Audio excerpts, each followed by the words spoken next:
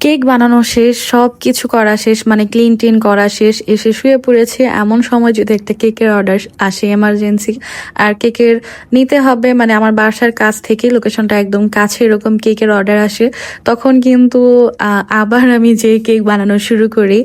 Cake বানাতে বানাতে অনেক সময় অনেক বিরক্ত লাগে, কিন্তু কেকের অর্ডার আসলে তখন আর ক্লান্ত লাগে না, তখন মনে হয় কেকটা বানিয়েই ফেলি। আর যদি ডিজাইনটা একটু আনকমন হয় বা আমার পেজের ডিজাইন না হয়ে অন্য কোনো ডিজাইন হয়, আর সেটা বানাতেও ভালো লাগে। আর আমার পেজের ডিজাইন হলে তো কোনো কথাই নেই, কারণ এগুলো তো আমি আগে বানিয়েছি। তো সেক্ষেত্রে একটু দেখেই বোঝা যায় আসলে এটা বানিয়ে আমি দিতে পারবো।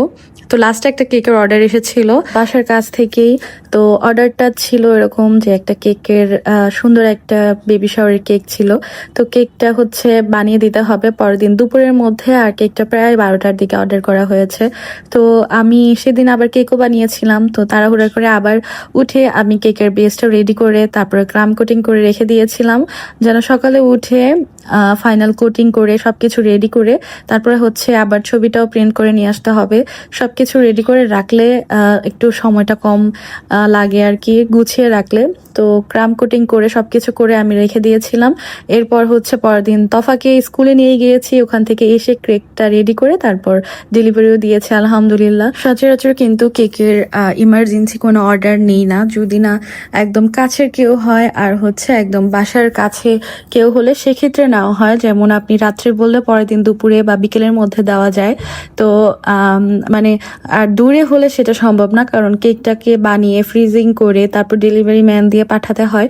সেক্ষেত্রে কেকটাকে পর্যাপ্ত পরিমাণে রেস্টে রেখে তারপর হচ্ছে সেট করে তারপরে দিতে হয়, কারণ এটা খুবই সেন্সিটিভ খাবারের জিনিস।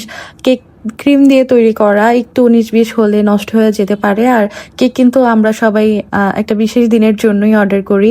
একটা সুন্দর কেক যদি কেকটা একটু নষ্ট হয়ে যায় বা গলে যায় বা বোর্ড থেকে সরে যায়, তখন কিন্তু মন অনেক বেশি খারাপ হয়ে যায়। আসলে এত কষ্ট করে এত সুন্দর একটা কেক বানানোর পর যদি কেকটা নষ্ট হয়ে যায়, তখন আমার কাছে যেরকম খারাপ লাগে, যে অর্ডার করেছে তার কাছে তো আরো বেশি খারাপ লাগবেই। তো এটা নর্মাল। এই কারণে যখনই কোনো ইমার্জেন্সি কেকের অর্ডার আসে তখন আমি বানিয়ে দিতে পারি, যদি সেটা হয় আমার বাসার একদম কাছে। যদি আপনি 4 ঘন্টা সময়ও দেন, যে আপনাকে 4 ঘন্টা সময়ের মধ্যে আমাকে একটা কেক দিতে হবে, সেটাও সম্ভব, কিন্তু দূরে হলে সেটা সম্ভব না। যদিও এই স্পঞ্জ কেকগুলো একটু রেস্টে ফ্রিজে রেখে ঠান্ডা করে খেলে বেশি ভালো লাগে, মানে একদম নগদ কেক থেকে একটু ফ্রিজে সেট করে সেটা খেলে টেস্টটা আরও বেশি ভালো পাওয়া যায়, মানে একদম বেশি মজা হয়। তারপরেও খাওয়া যায়, ওরকম খারাপও লাগে না। তো আপনারা যদি বাসার কাছে হন তখন আমি ইমার্জেন্সি অর্ডার নিয়ে থাকি। আর যদি ফন্ডেন্ট বা অন্যান্য টপার অ্যাড থাকে যেগুলো আমার কাছে নাই, তখন কিন্তু আমি অর্ডারটা নেই না, তখন শুধু আমি সময় নিয়ে। আর যাই হোক, বাসার কাছে হোক বা দূরে, আপনারা যখনই হোমমেড কেক অর্ডার করবেন আমার কাছে বা যে কোনো জায়গায়, অবশ্যই হাতে সময় রেখে তারপর অর্ডার করবেন। সেক্ষেত্রে আপনার কেকের ফিনিশিং, কেকের সব কিছু অনেক বেশি সুন্দর হবে।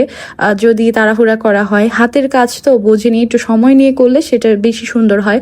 আর যদি সময় নিয়ে করা না হয়, সেক্ষেত্রে কিন্তু একটু তাড়াহুড়া বা একটু ফিনিশিংটা দিতে একটু কষ্ট হয়ে যায়। তো আপনারা অবশ্যই হাতে সময় রেখে কেকটা অর্ডার করবেন।